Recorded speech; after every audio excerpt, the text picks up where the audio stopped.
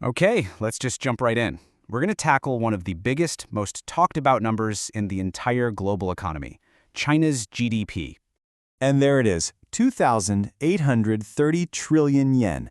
That's the official nominal GDP for China in 2024. I mean, just try to wrap your head around that number. It's just massive. But a number this big always brings up a really important question. So can you actually trust this number? Well, the short answer is it's complicated. You see, some parts of this gigantic figure are totally real, reflecting a super vibrant and massive economy. But other parts, analysts look at those with let's call it a healthy dose of skepticism. So, to really get what's going on behind that giant headline number, we have to do exactly what the experts do. We've got to separate the data that shows the real, on-the-ground economy from the data that, might be a little inflated to meet certain goals. And this really lays it all out for us. It's like we're standing at a fork in the road. Down one path, you've got these potentially puffed up data points. We'll call those the red flags. And on the other path, you have data that's way closer to what's actually happening in the real world. Those are our green lights. So let's start with the good stuff. Let's look at a green light number, something you can really sink your teeth into because it's tangible and verifiable. China's absolutely enormous domestic travel industry. Check this out, 115 trillion yen. In 2023, that's the value that tourism and all its related industries added to the economy. I mean, to put that into perspective, that one single sector in China is bigger than the entire national economy of a lot of countries out there. It's just staggering. This chart really puts it into perspective, right?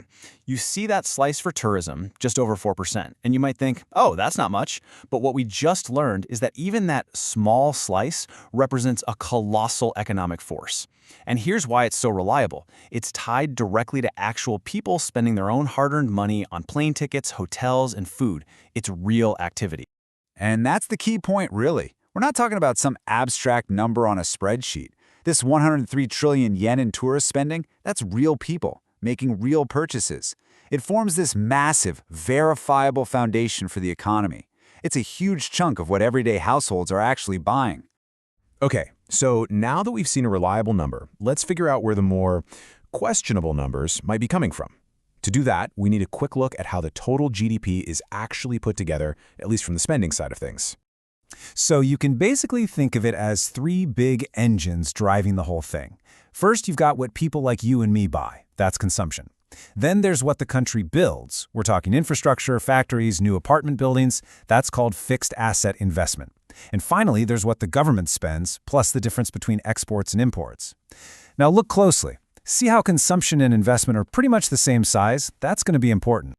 All right, now let's zoom in. We're going to focus on the engine that makes a lot of analysts really nervous, that huge slice called fixed asset investment. And this quote from a Wall Street Journal analysis really gets to the heart of the problem. You see, if you spend billions on, say, a brand new bridge or a giant apartment complex, that spending gets counted in the GDP. But what if nobody actually uses that bridge? Or what if nobody buys the apartments? The spending gets recorded, but it doesn't always create real, sustainable value in the real world. See the issue? So here's how this can create a kind of bias in the system. It often starts with the government setting a big national growth target, like we need to grow by 5% this year. Then investment plans are drawn up specifically to hit that target. And here's the kicker. The planned investment values often get recorded as the final economic result. The goal becomes hitting the number on paper, whether the projects themselves are actually a good idea or not.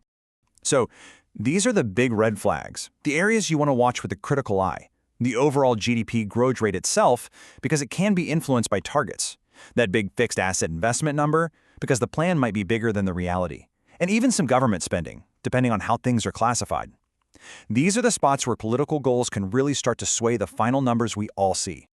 Okay, so after all that, you're probably thinking, how am I supposed to know what's real? How can you cut through all the noise and get a clearer picture? Well, there's a way.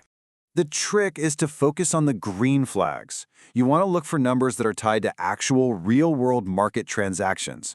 Think about it. Import and export data is pretty solid because it's based on international payments between banks.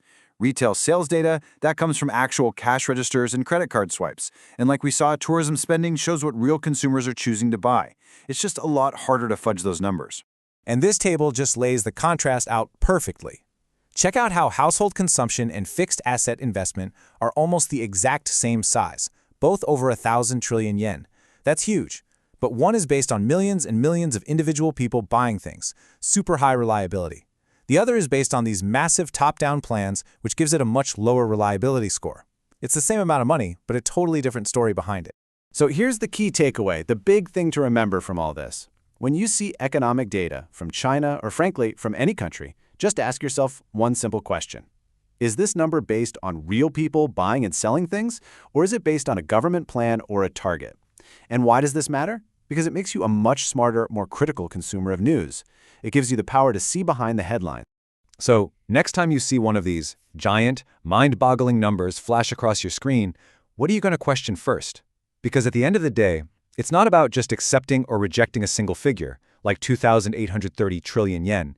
It's about understanding the whole story behind it, knowing which parts of that story are solid as a rock, and asking the right questions. It's about finding those green flags in a huge sea of data.